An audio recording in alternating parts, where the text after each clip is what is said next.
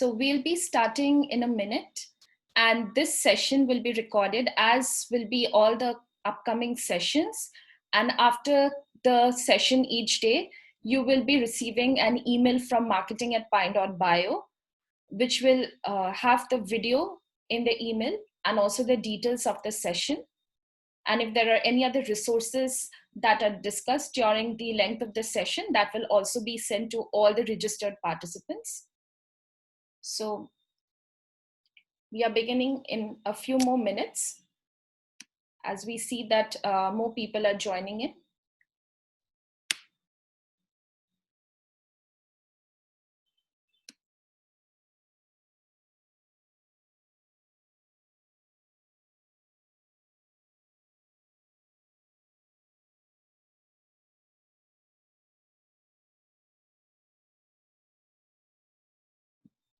Okay, great. So let us begin today's session.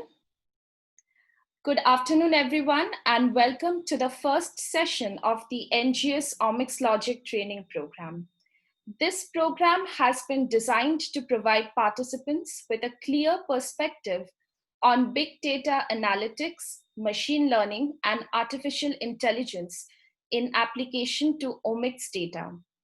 Omics Logic is a step-by-step process that enables you to learn about complex tools via a simple and intuitive interface, and at the same time exposes you to the logic of analysis in the context of real data sets and extrapolation of this logic to your own research projects with assistance from mentors and industry experts.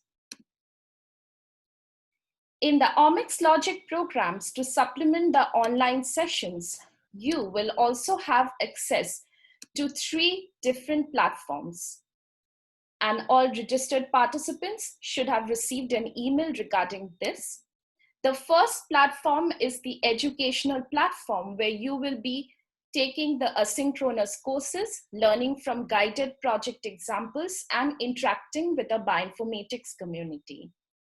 The second is the tBioInfo server platform, which is a cloud-based data analysis tools, which gives you access to over 30 different pipelines and over 4 areas of analysis. And we'll be using it throughout the length of this program. Next, we have the coding platform, which helps you to go beyond the GUI and learn about programming through interactive tutorials in R and Python for biomedical data analysis. Now, I have a few questions for you.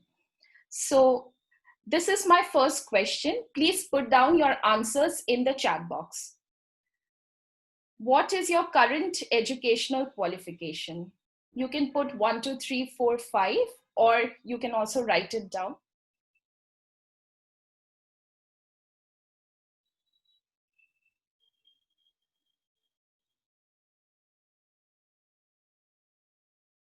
Okay, great, Hasan. Thank you for sharing. Hello, Professor Olusola. Hello, Matthew.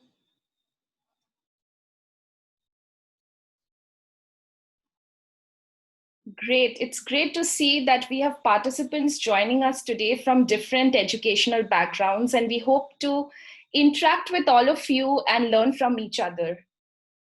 Yeah, thank you everyone for sharing. Now moving on, my second question for everyone is, yes, thank you, Ayorinde. What is your research interest?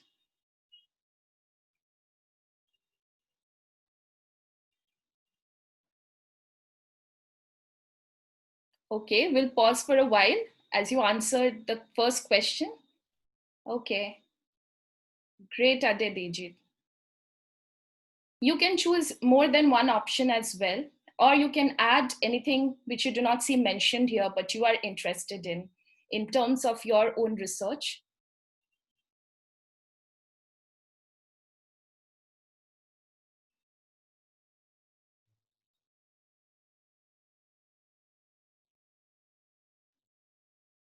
Okay, great, great. We have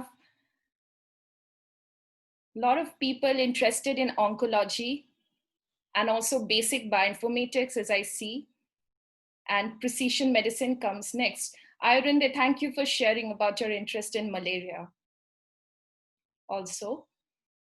Okay, so let's move on. And I have a few questions about resources. So where do you think you would go to run a bioinformatics analysis pipeline? Is it the server tBioinfo, on MS Excel, Google Drive, or on Zoom?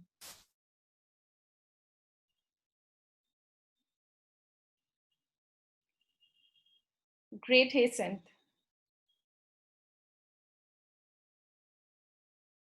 Great, great. So everybody knows the answer, that it's server tBioinfo, right? And we'll be using it during the program. And in today's session, our mentor would be giving you an overview of the platform as well.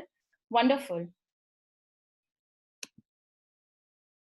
So how many sessions do you think this program has? Does it have 10 live sessions, 6 live sessions, 5, or just 1 live session? What do you think?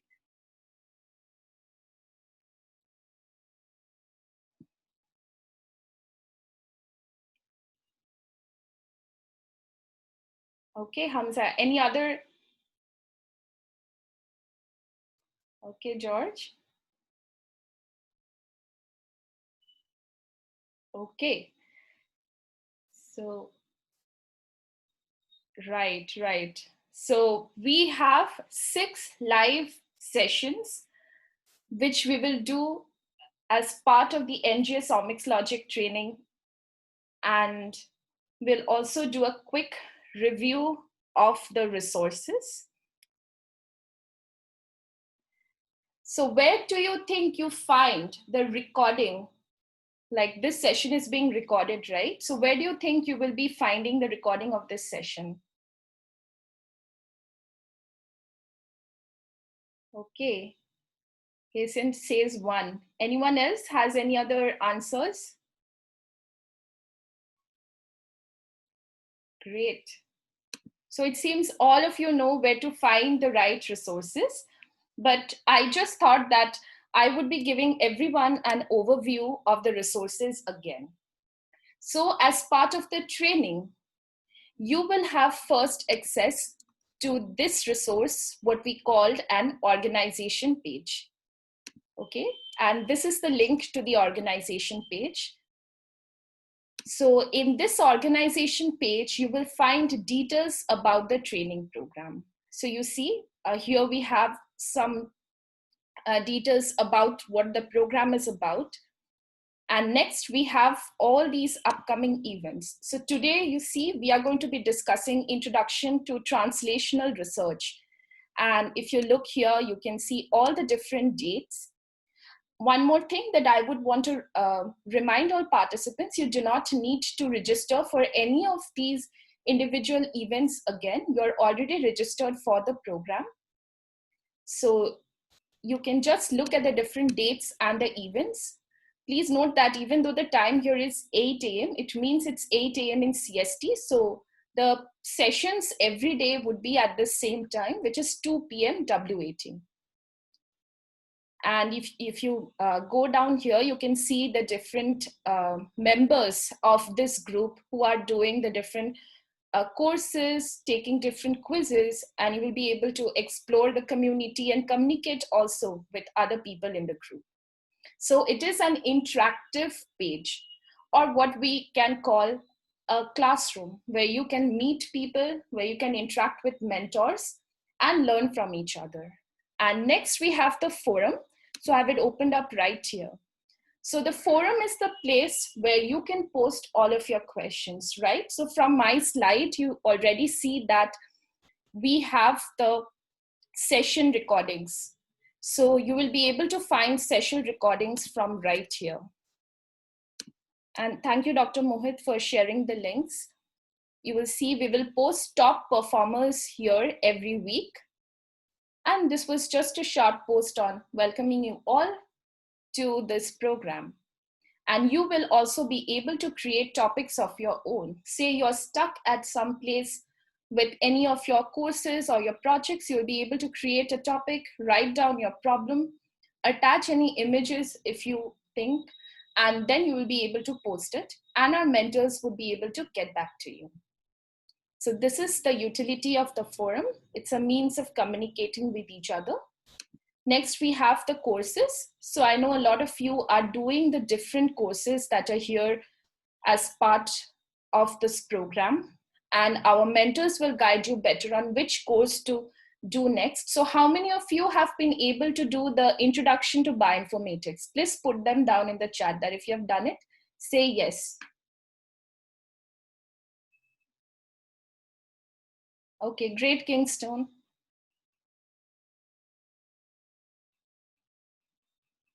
Okay, great, Iron Day. So if you are just starting out, the first course that we recommend to everyone is Introduction to Bioinformatics. And now moving on, this is the tab for projects. So you will be able to go here and learn about this project. Okay, wonderful, George. Now we also have a means to see how you are performing through the entire duration of the program. And this is not only for us, but also for you to be able to see how you are progressing and what you're learning every day. So right now, the progress tab is only, it is only starting. So we do not have much of anything to show. But you can see that you will be able to learn about all the members who are part of this group and go forth with your progress. So you will see that for each of these courses that you take, you will be getting points. So Ayur here had done a course, so he has 500 points in education. Similarly, when you will be running pipelines on TBioInfo, you will be getting some points. Or if you would be doing some lessons on the Codomics Logic platform, you will be having points added here. And now we come to the syllabus. So as we again had a question, how many sessions do we have as part of this 1 month program? You can find all the details of every session right here. It's called the syllabus. And you will be able to see the syllabus, the session topics, and even the associated courses that are recommended for each of these sessions. Now, I want to take you all. So Kingston, I hope you do not mind. I'm using your profile as an example. So Kingston here has a completed profile. So what do we mean by a completed profile? It means that he has his full name, which is displayed right here. He has a profile photo. You can see that he has also added his social media links in case anybody is reaching out to him or wants to collaborate on research in the coming days, they can actually reach out to him and directly connect with him here. This is why you need to update your profile. So I hope that these resources are clear to everybody. The server TBioInfo and the Codomics Logic platform, we will learn about in just a few more minutes as Dr. Harpreet will take you over them. So let's go back to the presentation right now. And let's see. So we had an overview of the different resources that are to be discussed. Now, I want to ask if any of you have any questions regarding the resources. During the entire length of the program, we'll stop in between to address any questions. And you can put any of your questions and queries in the chat and we will answer them for you. So if there are any questions, please write them down.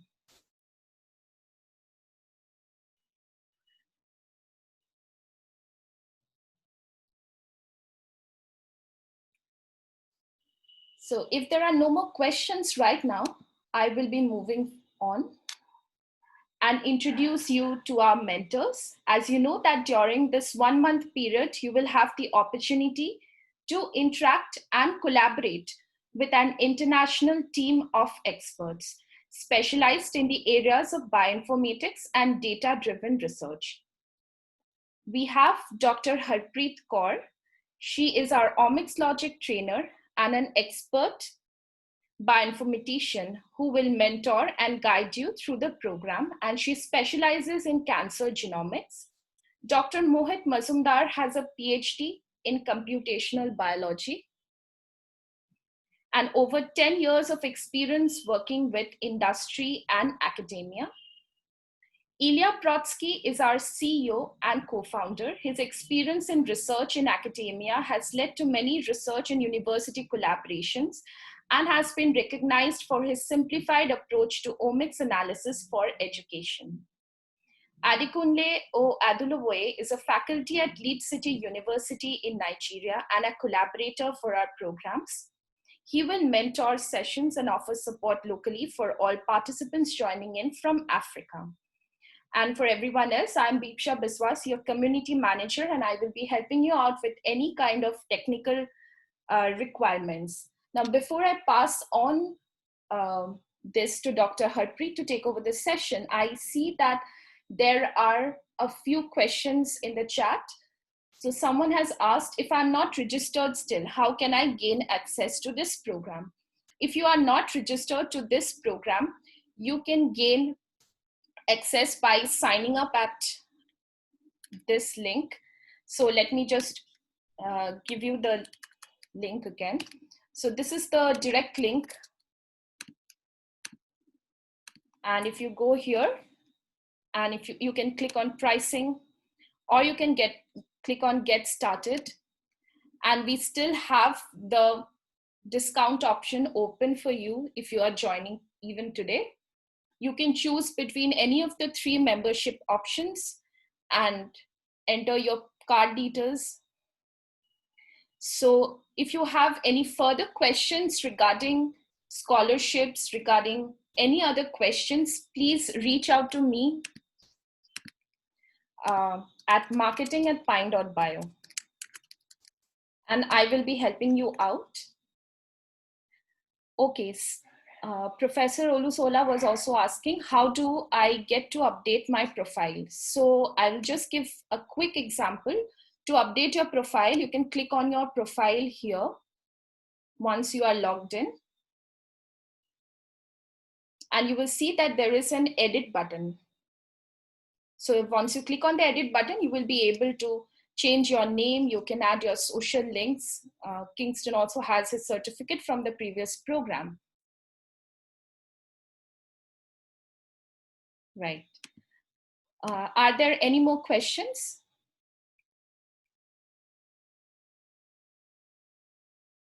Yes, sure. You can join our social media groups to stay in touch. Yeah, sure. Dr. Mohit, if you can kindly share those links. Sure, Diksha.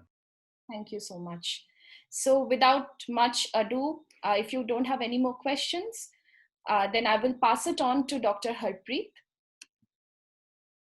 And please email me with any of your questions that you have. Thank you so much. Thank you, Beepsha. Let me share my slide.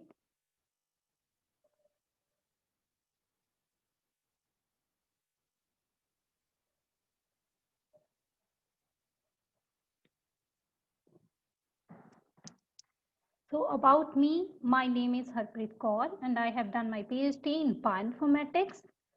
Currently, I am Omics Logic trainer in the Pine Biotech.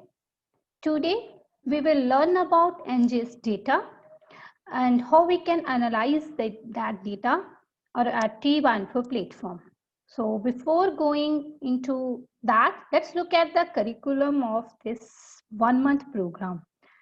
So this is 1-month program that will include a review of how to use NGS data and different analysis tools. And we will provide you examples of public domain data sets and interesting projects and then offer support to those who are interested in such research. Let's look at complete schedule for this live session. So we will start with an overview of current translation research and learn about NGS data and its application, followed by the applications of genomics and transcriptomics methods to the real data sets, and will understand the logics of such data analysis. After learning about these two data types, that is transcriptomics and genomics, by our online sessions and courses that you will have access to TBioInfo platform, we will start applying various statistical and machine learning algorithms to our example datasets. Once we have deeper understanding of application of some of these techniques, in our next session, we will look into the public repositories and learn what kind of data is available and where it is available and how we can upload these data sets on our TBioInfo platform to run any kind of analysis. So after learning about the data, the registered student will have access to start exploring the innovative research and educational platform, live sessions, and we will provide you a team of experts who are in PhD in biomedical research and the student mentors. Today, we will cover various aspects that will help you to understand the basics of the NGS technology. We will go through the history of the omics data and its significance. Then we will look at the overview of the entire course, overview of the tools and the resources for this program, and what would be the data sets that are available and what are expectations and schedule review for the training program and important deadlines. And we will also go through QAR sessions. So now look at the history of the genomic data. It's been 70 years since the structure and the function of the DNA was discovered. 50 years have been spent since the time sequencing the first human genome. By the 2015, there are nearly 1,000 genome projects brought a significant number of a whole genome sequence to the research community. And by 2018, there are nearly 1 lakh whole genomes were sequenced. And today, there is an ever increasing number of data sets available that help researchers understand the cellular processes. Various technologies are used to explore the role and relationship and actions of various types of the molecules of an organism. Omics data can be generated using NGS or what is also known as high throughput sequencing. NGS omics data can be divided into different subcategories. For instance of phenomics that deals with the phenotype of an organism. Then the genomics that deals with the genetic entities or at DNA level or at genomic variants level. Then the epigenetics, it deals with the epigenetic modifications that could be methylation or acetylation of the DNA. Then the transcriptomics stream deals with the RNA transcripts and various kinds of gene expression of the different isoforms. So this whole omics data, all types of the omics layer is widely available for the general public, and this program will allow you to understand what it represents, how to analyze it, and interpret your analysis results. To start learning about these kind of big data, the opportunities and the challenge they come with, we will turn to our online courses, different courses including Introduction to the Bioinformatics. Today we will go through the Introduction to the Bioinformatics, that is NGS data types and analysis. So there is also one course that is already Deepsa has told you. That is Introduction to the Bioinformatics at our educational platform. Here you will learn about the basics, understanding and applications of the big data and bioinformatics methods in diverse fields. So now let's understand what are big data. And question arises, what makes a data as a big data? So there are the 5 B's that describe a big data. First, it's the volume. The amount of data is huge. For example, RNA-seq yield information about 10 of the thousands of the genes or millions of the single nucleotide mutations. The next is variety. The data is unstructured and can be assembled in many different ways. Oftentimes, the same phenomena can be analyzed in different ways depending on the type of the sequencer, preparation, techniques, handling in a lab setting, etc.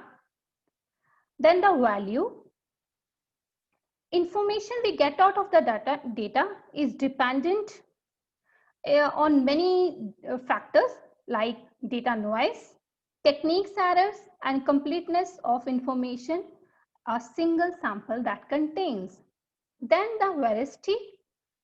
So there is possible that some samples can have low coverage or the high coverage, and but not full sequences. Other might be generated by an older machine that had high error rate. Even so, including all the data together can complete this picture. So data has different labels of about error and the trustworthiness. The last one is velocity, and as we know, with the advancement of different technologies, there is changes in the data types, information that is generated by it at a different pace. For example, Sanger sequencing is replaced by the shotgun sequencing, eventually no single cell sequencing. So this is how this is with the pace and with the time, different techniques are contributing to the data. We are always learning new things and have to adapt to this idea that new samples expand our understanding before we have any chance to study everything from the data that we already have. So now let's understand what are data-driven approach or data-driven decisions. So let's just let's consider if a disease outbreak could be forecasted like a weather. Then what would be the chances? So if a disease can be forecasted like a weather, then different communities could set up protective measures to control their impact.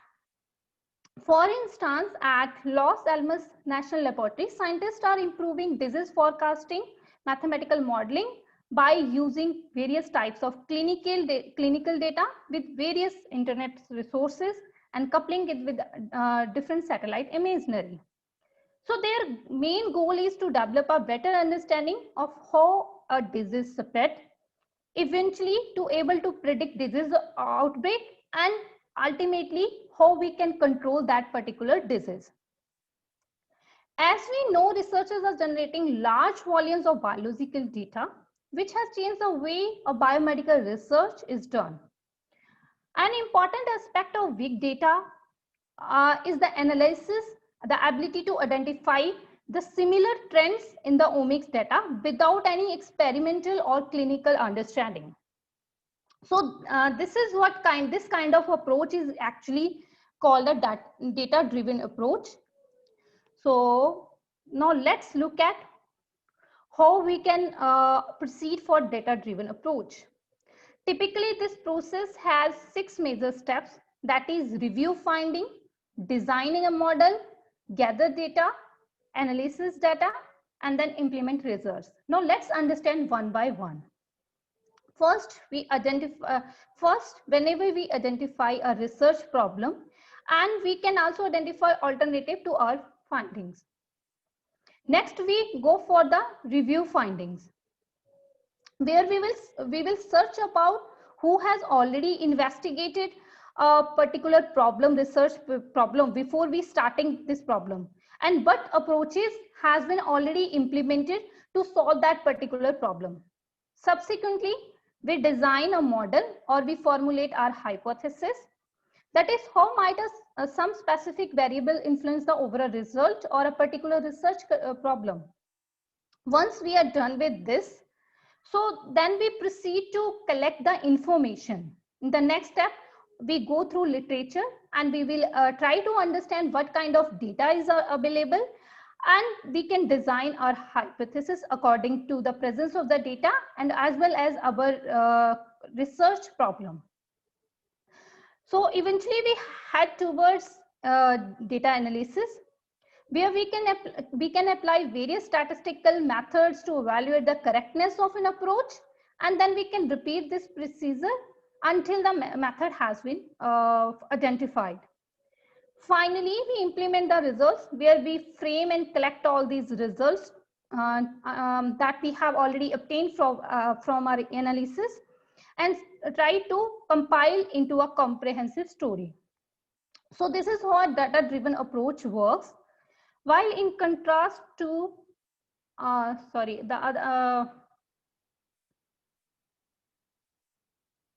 so in contrast to the hypothesis approach, which usually the approach that was used by a biologist. So how he proceed to a biological question. A biologist is mainly driven by a hypothesis, which is often a result of particular his observation. The observation gives rise to a question that can be definitely answered and generated a hypothesis. Once the hypothesis is generated, then it can be conferred by using various experiments and the results. So then the hypothesis can be confirmed or rejected based on the result from particular data analysis. So ultimately, the big data, this is how he can finally complete his research problem. But the big data is changing the way we view, as we have already viewed in the previous slide, that are data-driven approaches. So now let's look at the classical DNA sequencing methods, that is Sanger sequencing. It requires usually, Sanger sequence usually requires a single strand DNA, primers, then various types of NTPs, that is dideoxy NTPs, nucleotide phosphates, and it also requires some enzymes. And once the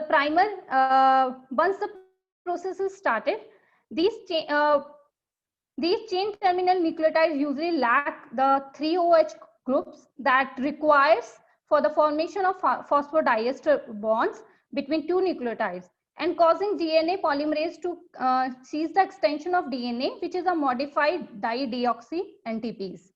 So with this dideoxy NTPs, these dideoxy NTPs are actually labeled with different fluorescent dyes, or the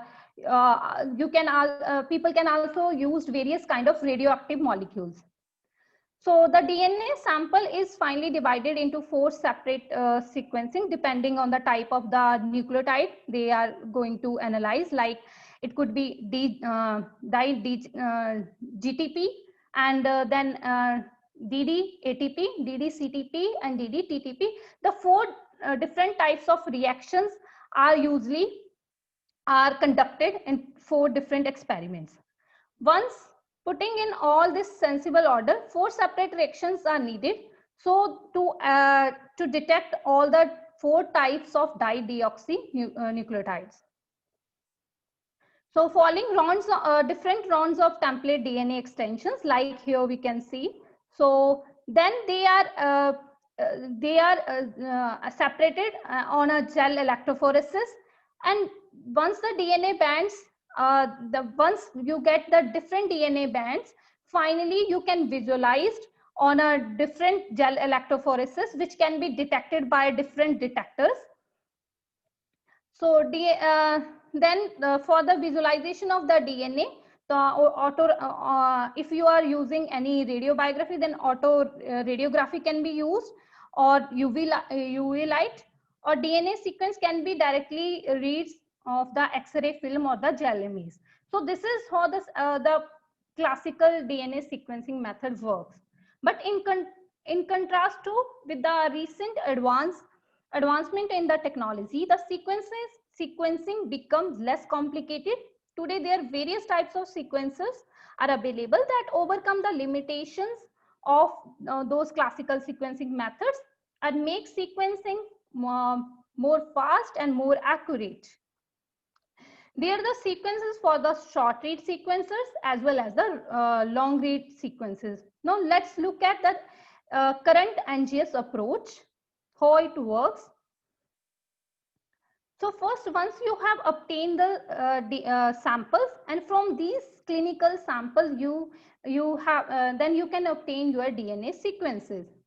Then once you have obtained your DNA sequences, then these sequences are split into the small pieces, or we call those pieces as reads or sequence reads.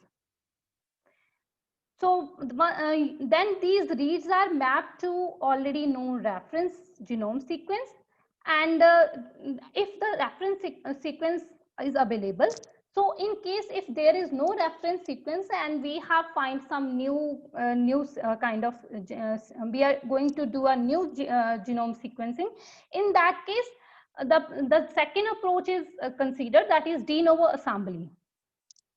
In case of the de novo assembly, the overlapping reads are considered so that you can ultimately to generate your own assembled genome. So this is how you can align your sequence on a reference genome, and you can also assemble your sequence, these reads into a sequence using a de novo assembly. Finally, so once you have obtained these sequences, these are sequencing small reads are present in different files, or we call them FASTQ files. So now beside, you can also filter out the if you want to understand there is no other kind of sequence present, so you always filter out undesired sequences which are not part of, which are you consider that your sequences are not part of that particular group. And then there are different file formats to store NGS data. So one is FASTQ format, other is FASTA, then the third is GTF, and then the SAM or the WAM files. Now let's look at one by one at each kind of file format. So this is the FASTA sequence. FASTA sequence is a text-based format for representing DNA and protein sequences. Here it starts with the greater than sign, where usually the information related to particular sequence is available, and followed by the sequence of that particular genome or protein. And always one more thing, that there is whenever you are using any reference genome, for that you mostly have a sequence in the FASTA format. Then the FASTQ files, which contain reads from the sequencer. It is a text-based file format that stores nucleotide sequence of the reads and quality score for each letter. For instance, here, so this is a quality score which indicated related to each nucleotide. So this is the your sequence reads are stored in a FASTQ file. Then the GTF format, which is also called genome transfer format. It stores the start and end of each genomic element. It could be exon, isoform, or gene. Here, as we can see, the chromosome is given, and then its chromosome start position and end position is provided corresponding to particular exon, gene, or the sequence region. So this is how you can finally align your sequences on a reference genome. these are the different reads, and this is reference genome. So this is how you can ultimately eventually derive your sequence alignment. So here different reads are aligned on this particular reference genome. So now what are the files that give us this alignment information, that how our reads are aligned on a reference genome? So there is another file format, that is SAM, or we also call it sequence alignment maps. So these files represent the alignment of these reads on a reference genome sequence. SAM file, it saves the alignment information of the short reads mapped to against the reference genome. Usually it have two kind of information. One is header, that is optional, and the second it is followed by where the different how the reads are aligned to the sequence. So this is how this is SAM file is look like. So here this the alignment, usually the reads are separated by the tab separated format, and these SAM files are the main that indicated the alignment of the reads on a particular reference genome. Apart from this SAM file, there is also WAM files. These WAM files are almost giving the same information, only the format they representing in terms of the binary information. That's why they called a WAM, or binary alignment maps. So there are different visualization tools where you can visualize your alignment, and you can visualize your genome, like integrative genomics. So I think I can just, these are the genome visualization tools where you can visualize your genome and you can analyze how your reads are aligned. And there are the these are three resources. That is, one is integrative genomic viewer, the other is UCSC genomic browser, the third is JBrowser. So this is this slide representing the JBrowse. So JBrowse is actually, it indicated this is how your reference genome and how your reads are aligned on a particular reference genome. So it also represents the kind of how it also give you whether you are high coverage or the low coverage. For instance, there are large number of the reads correspond to this particular sequence. So it indicated by this plot, as these plots are higher peaks are indicated that these reads these particular reads have high score, high coverage, while in case of the if we look into the other places, so these are like where there is low coverage, so there is no such peaks are available. So this is how we can understand whether this particular region is have better quality, that is if there is high coverage. So with we are saying that there is more confidence or that are better quality sequence reads. So where there is low coverage, so then there is a less confidence. This is how you can actually visualize your genome at different browsers. So if you have till now, if you have any question, let me look into that. So Dr. Harpreet, there is one question that is by Editayo. So he's asking, what is the meaning of orphan high quality?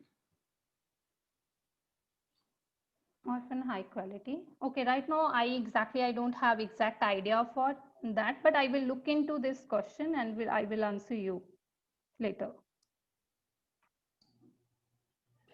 Please make sure that those questions are posted on the forum, and then once the trainer has the time to review and prepare good answers, she will also maybe mention it in the next session.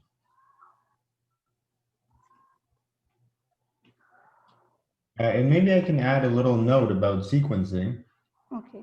So Harpreet, whenever you show that example, it would be great if you can actually walk us through the demo pipeline where we can see an interactive version of this read mapping. And in the meantime, I can just mention that sequencing, as you probably all know, is done for several different applications. Some of those include detecting very prominent, important types of mutations. For example, mutations that are known to separate people into different haplotypes. Sometimes we do sequencing for detection of particular organisms. And so the quality of sequencing and the high throughput sequencing approaches that include sequencing for target genes, sequencing for the whole exome, or sequencing the whole genome, all of those different strategies are going to be related to the objective. So I think that we have a pretty good explanation of these different types of sequencing strategies and coverage estimates in the Introduction to Genomics course and Genomics 1.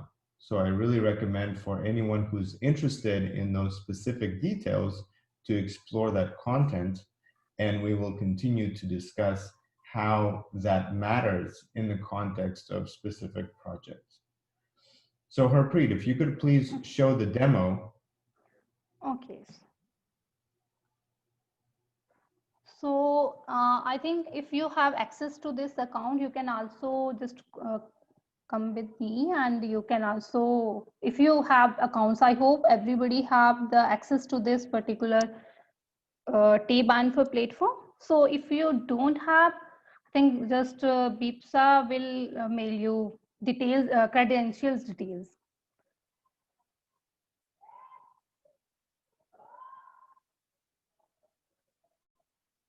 So just let me know whoever already have access to this particular account so that we can visualize the genome visualization. Yes, Dr. Harpreet, I think we have shared the details in emails to most of the participants, but there is a probability that people who have registered recently might not have received their access, but they will be able to get the access by today or maybe by later today. So okay, so just let me then demonstrate it so that even when you get 1 day time, so you can, if someone don't have access till now, so you can just go to this T-Band4 platform and you can explore this particular platform. So let me just go to this demo RNA-seq. And as we have already files here, so already FASTQ files, and we have already uploaded reference genome, as this is a demo pipeline. So we have already uploaded this links for the SVL file which contain the FASTQ files and as well as the reference genome files. So on clicking, I'm submitting my files, and once I have submitted, then I can next step is pre-processing. So in the pre-processing, there are different steps. Once you have obtained already your input files, you can process these files. Like Trimomatic, actually it removes the adapter from your raw read. So on clicking on the OK, so I am performing Trimomatic that ultimately removes adapters. Once adapters are removed, then we have go for the next step, that is PCR clean. That will remove PCR duplicates if there are duplicates of these reads. So then we can once we have already processed these, pre-processed these reads, then we go to the next step, that is alignment on a genome, reference genome. Here I'm using Batai 2G, that is the alignment to the particular reference genome. So once this is how the ultimately these reads will be aligned to the reference genome. So this particular step is doing that, and we can you can choose different alignment algorithms depending upon your analysis or your study design. So the next, once you align these sequence, then you can visualize. That is why you getting next option that is getting highlighted in a yellow color. So we are clicking on a visualization. So it will take you to the JBROS, where you can analyze how your reads are aligned on particular genome, particular reference genome. So once we have clicked on this visualization, then we can go to the finally stop this pipeline by clicking on end. So once we click, we end this pipeline. So you will find various kind of your outputs in download folder. Apart from that, you can visualize your genome, the sequence alignment under the option visualization. So this is, once we click on this sequence visualization, we will just we will and go to this JBROS.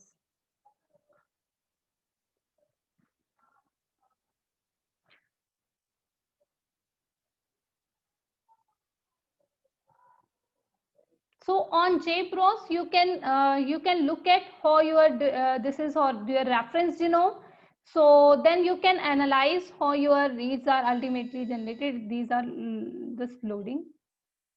And you can eventually also, these are the different sequence reads that are representing this particular pair combined. So these are here you can even select your particular desired sample.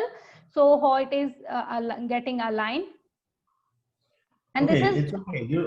Harpreet, just wait a little bit. It will load, and please find a place that actually has reads by navigating.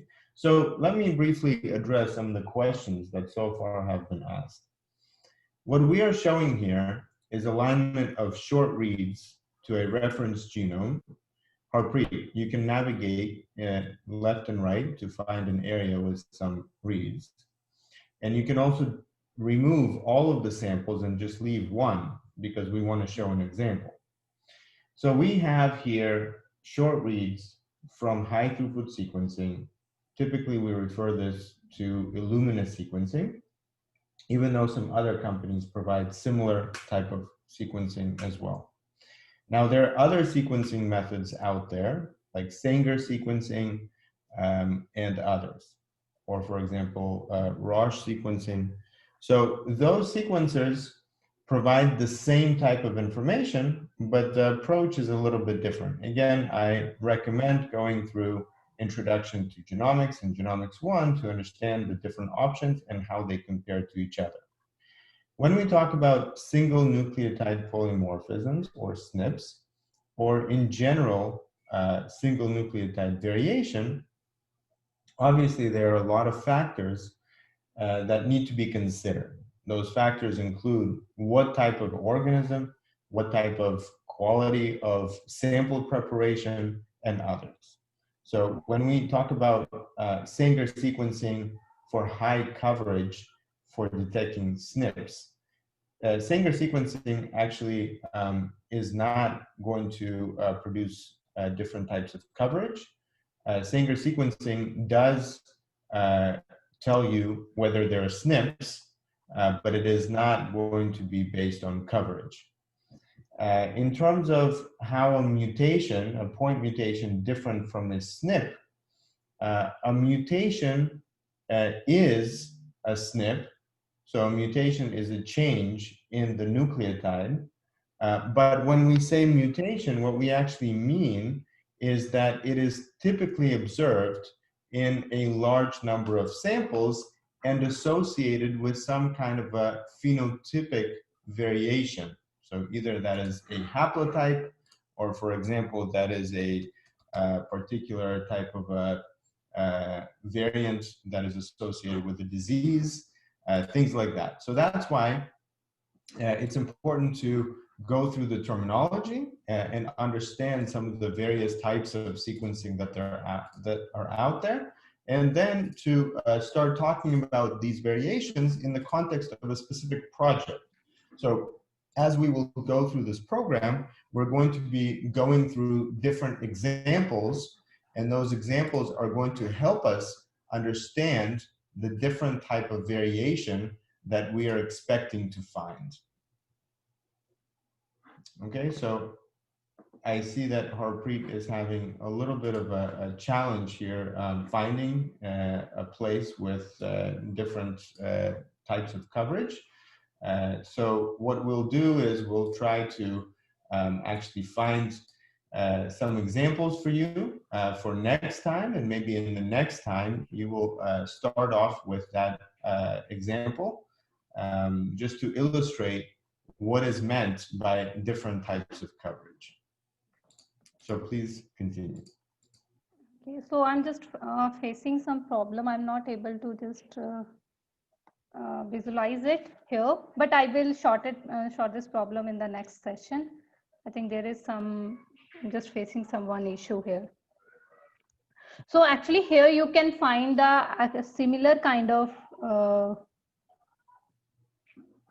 so kind of this kind of sequence you can find here. So it's just I'm not able to find here, so I'm unable to doing here. So I will demonstrate in the next session. So this is how you can actually ultimately visualize your reads that are aligned on a particular sequence.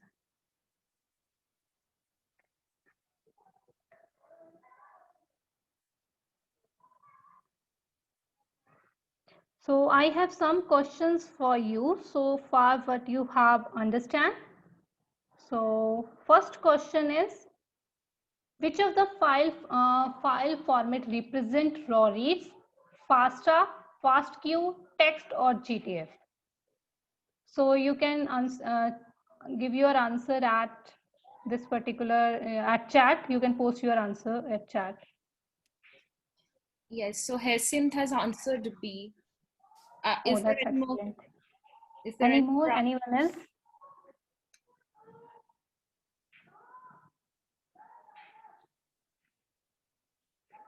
So I'm repeating my question again. Which file format represent raw reads? Kingston C and Adize C.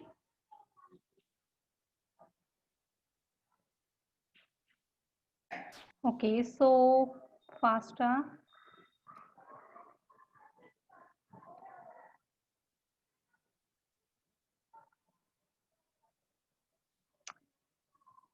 I think Adize and they are correct. Actually, answer is FASTQ file format. So this is the FASTQ files which contain the information related to the raw reads, and it also contain the quality score corresponding to particular nucleotide. The answer is actually the FASTQ files. So now let's move to the next question. Which file format represents sequence of the genes or a protein? A, FASTA, B, FASTQ, C, text format, D, GTF. I think this time most of people are correct. Yeah, this is a FASTA.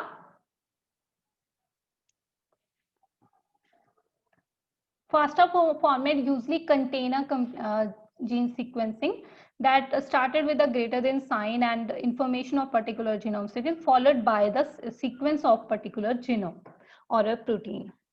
The next question, which file indicate the position of exon or introns or genes? FASTA, FASTQ, text or GTF? Kingston T, Matthew D. Yeah, excellent. Most of, yes, all of you are correct. GTF format contain the information related to the exon, introns or the chain. The next question, which file format represent the alignment of sequence read on a reference genome? FASTA, FASTQ, SAM or VAM or GTF? Aditya, Kingston D. Yes, excellent. You all are correct.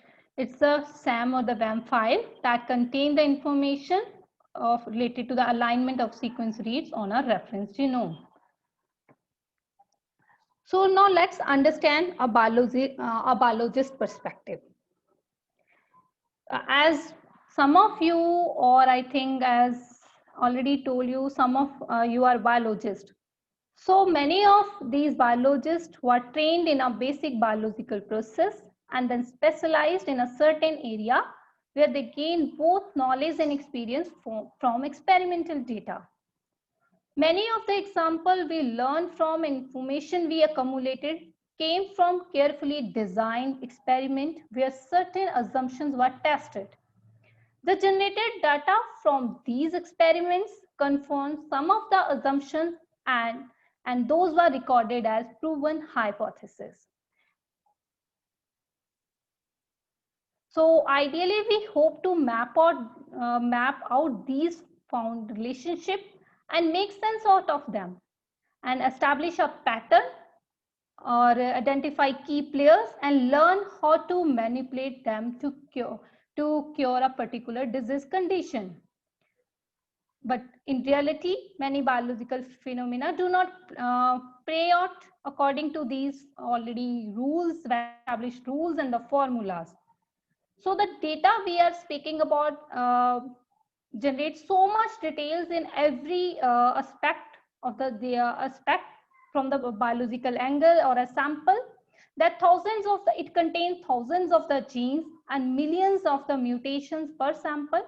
From a picture we struggle to ultimately to distill into a simple, predictable, easy to test connection. From a biologist perspective, that is a problem of a big data. So most of the biologists submit their experimental data into different public repositories. As a result, there are a lot of data were generated from these experiments, and this data is ultimately accumulated in various repositories. As we can here can look at this particular graph. This red color indicated the users and this blue color indicated the gene bank sequences. So y-axis represent the sequences in the millions, and this is how with the year. So if we look at after the first human genome sequence, this peak is this is how with this peak, and this data start getting accumulated. For a different, it could be a different disease, it could be antimicrobial resistance. So NCBI alone contain more than 80,000 public data sets that's spanning hundreds of the tissue types in thousands of the organisms. So this is just a one major resource, that is NCBI, the National Library of the Medicine, that have different other repositories apart from the GEO. So it could be like Array Express. Then there is apart from these NCBI, there is other resources like Array Express. Then there is a GDC data portal that contain information related to various types of cancer sites. In the GDC, that is Genomic Data Common Data Portal, it contain different omics layer, RNA, miRNA, proteomics, miRNA data for 33 cancer subtypes. Apart from the omics layer, it also contains the information related to the patient's clinical and demographic data. Then there is other repositories. So apart from this, the TCGA, the cancer, and there is other repository like TCGA. Then there is SRA. So there are a number of the repositories which accumulate or contain and store these genomics data.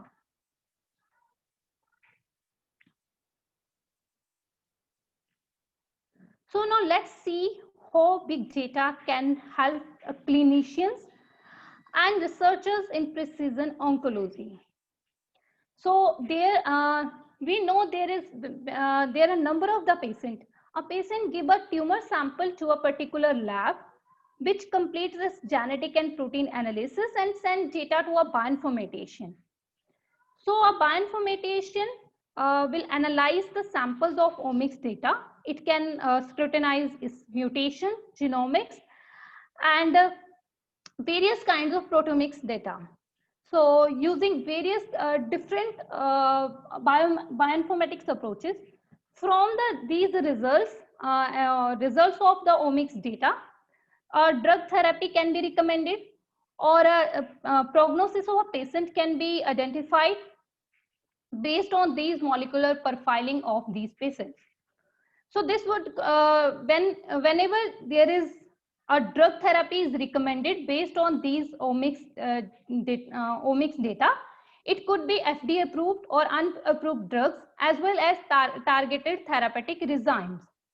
So a physician and patients are provided with additional evidence, including adverse reactions, failure rates, and other treatment trade-offs they should consider whenever they're making a particular decision. So at the beginning, as well as during the whole course of treatment. So the patient and the physician can turn provide information to strengthen different databases to be used for the future patient. So this is how, once you have obtained the different molecular profiling, it could be a proteomics, it could be a genomics, it could be a transcriptomics. So based on the analysis of these profiling, our bioinformatician can identify a specific set of genes or specific set of mutation that can eventually be explored as a diagnostic, prognostic, or a predictive biomarkers.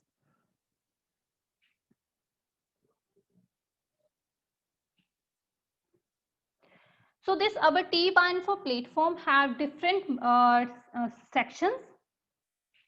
It could have NGS data section, then has mass spec section, then we have data mining section, then we have you can also go through your pipe once you have run your data sets, and you will go through these pipelines. So at our T-Bioinfo platform, in our subsequent courses, that is genomics, transcriptomics, we will explore these sections and we will understand how this T-Bioinfo platform can be explored for transcriptomics data analysis, genomics data analysis, and then how we can explore different data mining tools that are available at this T-Bioinfo platform to analyze your data and to apply any statistical or machine learning approaches. So, and you can also can get your results from different pipelines under the My Pipeline section.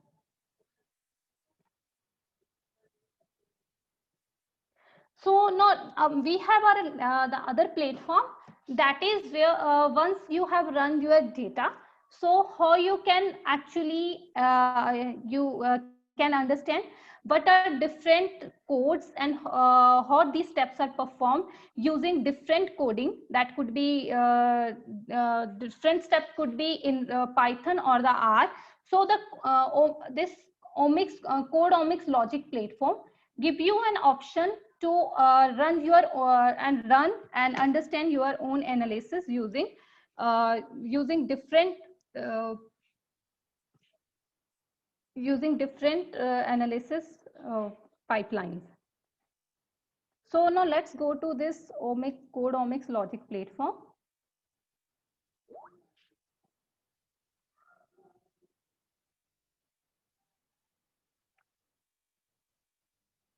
So everybody have access to this account. So if you have, can you please go with me?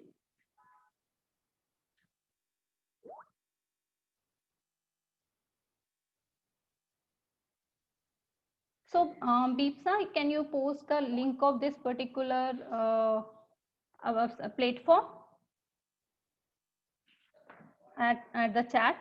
So if you have access to this particular platform, so please go with me.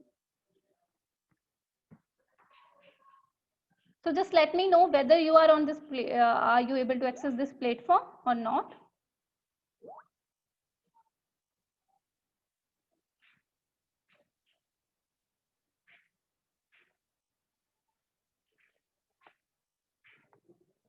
So any one of you able to access, able to log into this Codeomics Logic platform?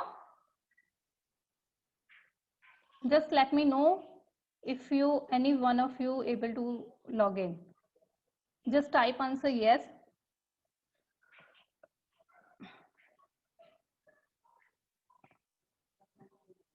Yeah, if you do not have access to the platform and you are registered, then you have to go and check your email. I have sent a code that you will need to register. And if you're not already a participant, you can create a free account and take the free courses.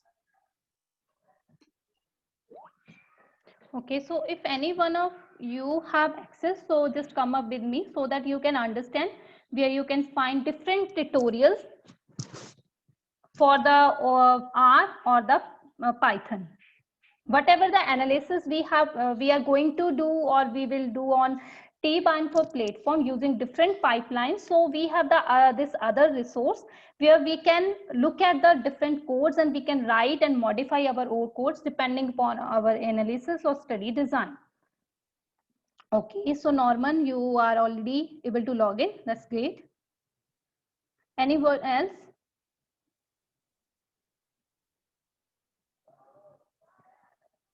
So if you're able to log in, so just go to the courses.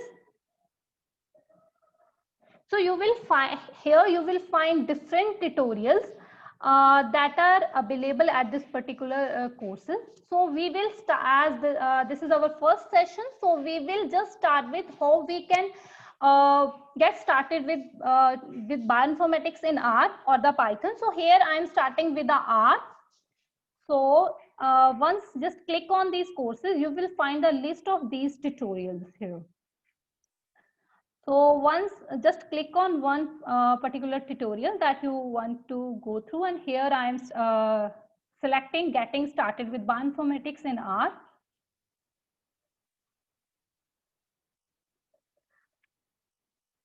So you will first, we will go through loading data in R. We will try to understand how we can load any data file in R.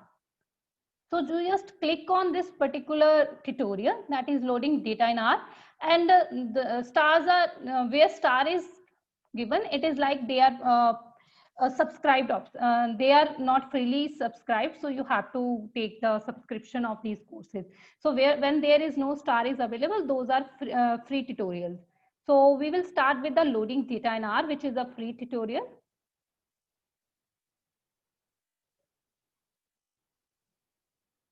So at this platform, first of all, it gives you the introduction of this program. So like here, we will going to start loading data in R. So it will provide you just detailed description of what we are going to do under this particular tutorial.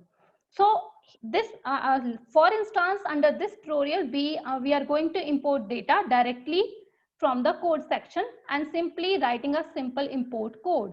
So you will understand the basic understanding regarding the tutorial is given under the first section. So once you complete it, then you can go for the next. So once you go to the next, then you will find complete code breakdown. So here each step will provide you details how you can import, you can write your code, or whatever they explain how this every single step, how it is written and how it can be performed. It is step by step, it is given. For instance, here first of all we are trying to how to import and view a text file into R. So this is how every single step is explained under the code breakdown. So this is first is how you import a text file into R. The second step is indicated how you can import an Excel file into R, or how you can import a CSV file. So each step is explaining the details of this particular code. So here I'm just once we are go through and we understand what each step is going, and this is how you can upload import a library or call a library. Like here for the Excel we need a library Open Excel. So here first, once I will complete it, then I can go to the next. So the next step actually give you an option, try it yourself. So let's try and let's see how we can import a file. So here the df, where are data going to store? So with the read.table, it import a text file, and then next information is given whether there is any header is provided in a file. So if we keep it as true, then there must we are indicating that our file contain a particular header. Then the sep. So let me write this. Let me just import a particular file. So under this quotes, we can give the path of a particular file from which file we want to import into the R. So here, so I am commenting this df right now. So then I can let you know how you can play with your code. So df read into table. So then I am taking one file from GitHub. So I can also give you the path of this particular. I'm just giving you URL. If you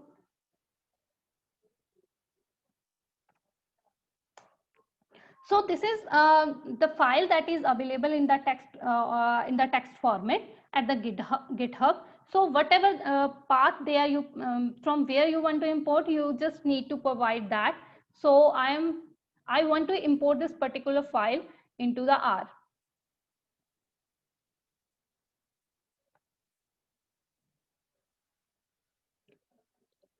So this in this path that is given, I am giving providing this particular path from where I want to import a file. So this is how a read into table. Then we are providing the path of a file from where we want to read a particular file. Then we are defining header is equal to true. So if your file have a header, you can true. If your header you don't want your file don't contain any header, you can indicate a false or a. So as we have header here, so I'm just indicating it's true. Then the separator indicated your what kind of separated is present in your file, like whether it's tab separated file, comma separated file. So this is how you can actually indicate. So this is how I can upload my file. So now how I can check whether my file is get uploaded or not. So we can read, there is different factors, like I want to head this file df. So in the df I'm storing my particular file. So under this on head I can check by head, the like top 10 lines are actually indicated under the head. So I can check whether my file is get imported or not. So here at the console we can look in the header where the header is indicated normal, like lumen, Claudin lumen and different samples, and then there the corresponding values are provided here.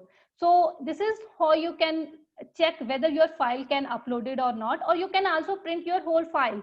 So here I was checking just a head, and now I can check whether complete file is print or not. So I can just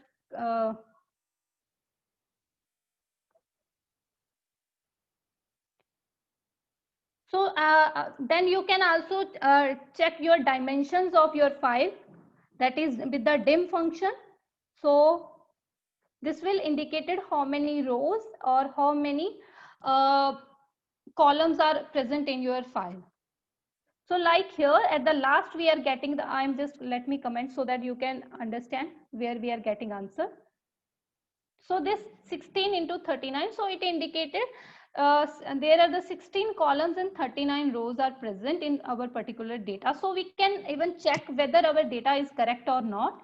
So you can plate, you can check particular column, particular row. So this is how you can load your simply a file and then can check whether your file is uploaded or not. So this is to read.table command is when you want to upload any file that is available in a text or a CSV. Then there is other, if you have a file that is in Excel, so then there is another library that is OpenXLS. So first of all, you will call this library whenever you want to upload this file.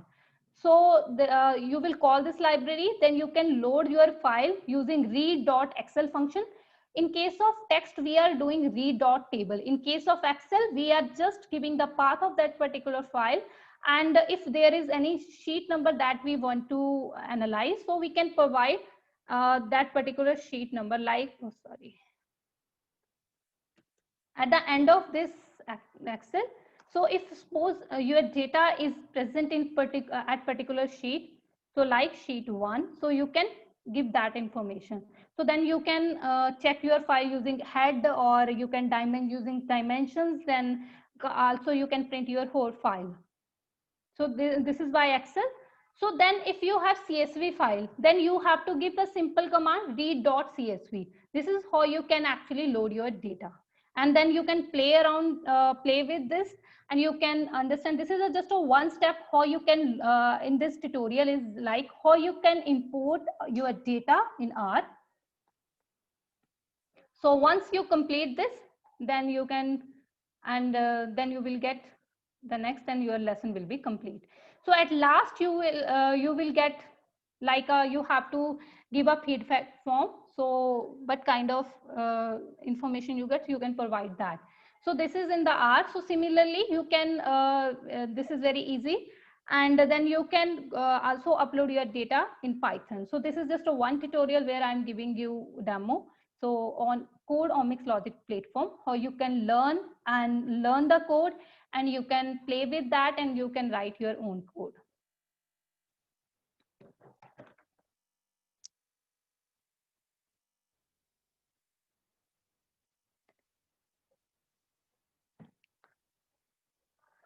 So I'm giving you assignment as we have the next session day after tomorrow.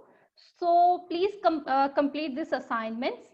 First, try to just complete introduction to the bioinformatics course. Some of you have already completed that course. So if anyone of you is still not completed this course, please go for and complete this course, Introduction to Bioinformatics. Then as we are going to talk about genomics in the next session, so if it's better if you go through introduction to the genomics course, and then you can explore T-Bioinfo platform for various types of pipelines, and you can play with it once you get access. And please complete this coding lesson, getting started with the bioinformatics in R or in Python.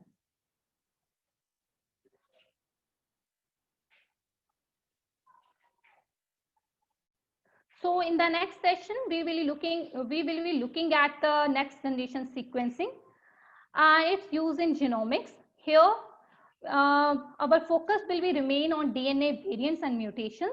Here we will go through the next generation sequencing, its shotgun sequencing needs for the structures data, and associated bioinformatics methods for the processing of germline and somatic mutation, and the analysis for the mapping or the detecting the variants, and then we will interpret significant and insignificant mutations. So this is the next session that we are going to cover. So if you have any questions, now we can look into the questions for the today's sessions.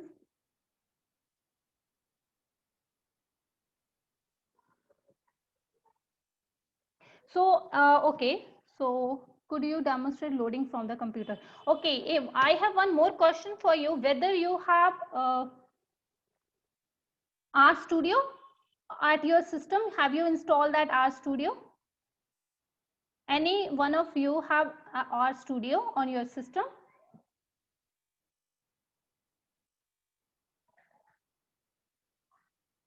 Okay, so there is okay, I do edit. Okay, so okay, let me just go to that again.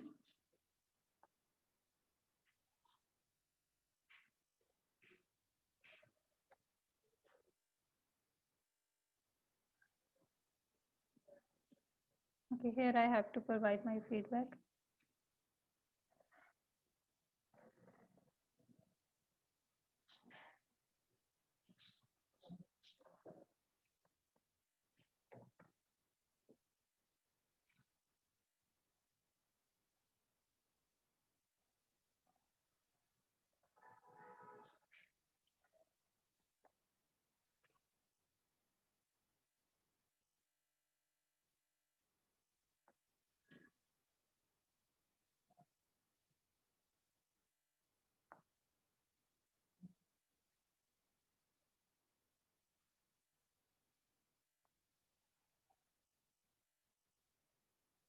So if you have R or the studio, so yes, you need not to, you just need to provide the, here I am providing the complete path.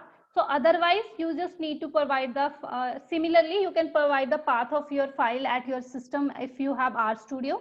So you have to provide the path of a file particular.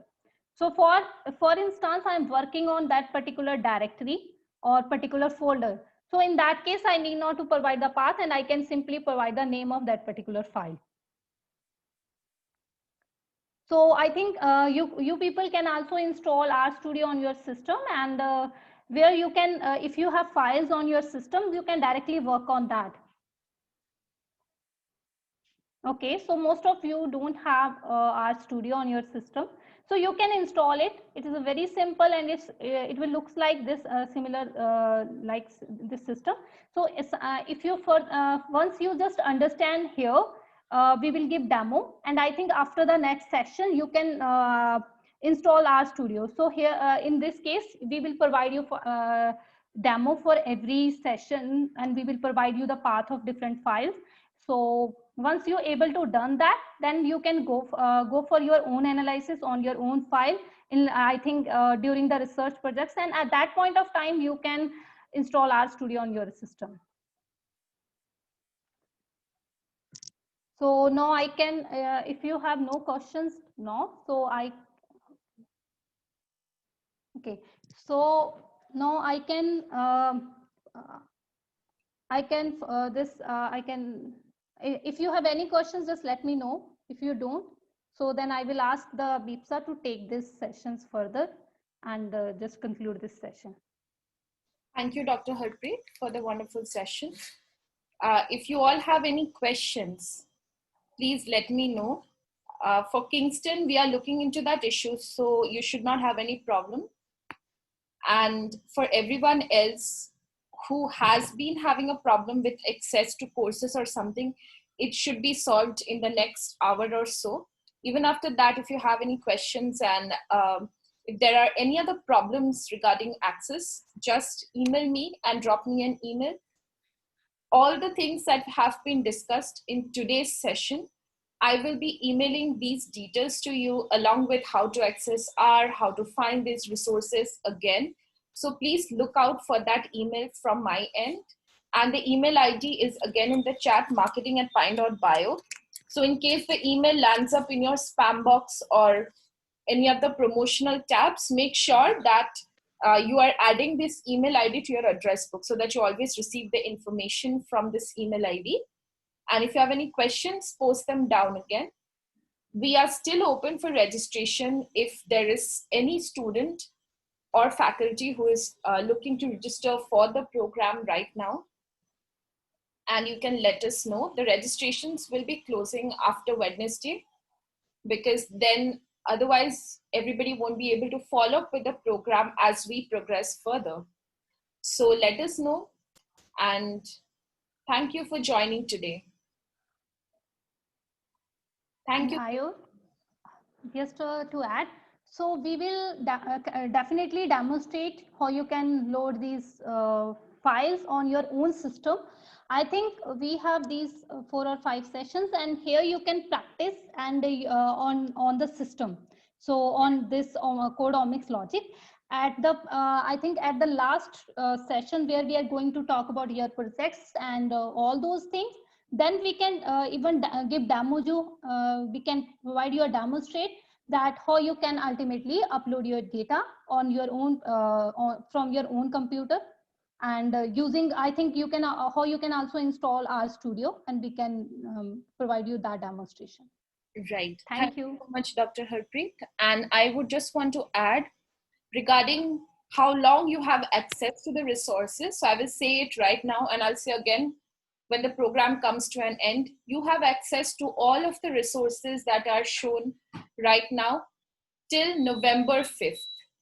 So you will have chance even beyond the 6 live sessions to go forward and do your own analysis and do your own projects. One thing that I must let everybody know is that you have educational access to TBioInfo. What does the educational access mean? It means that you can only upload data files from public domain repositories. So you cannot upload any other data that you find or you have obtained from a lab. For that, you need to obtain a research license, which is also available. But for the program that we are doing right now, you have an educational license, and you will be able to work with data from NCBI databases and from the other public repositories that Dr. Harpreet has shown during this session. So let us work with it, and I hope to see you in the next session. So talk soon, everyone, and have a nice week ahead.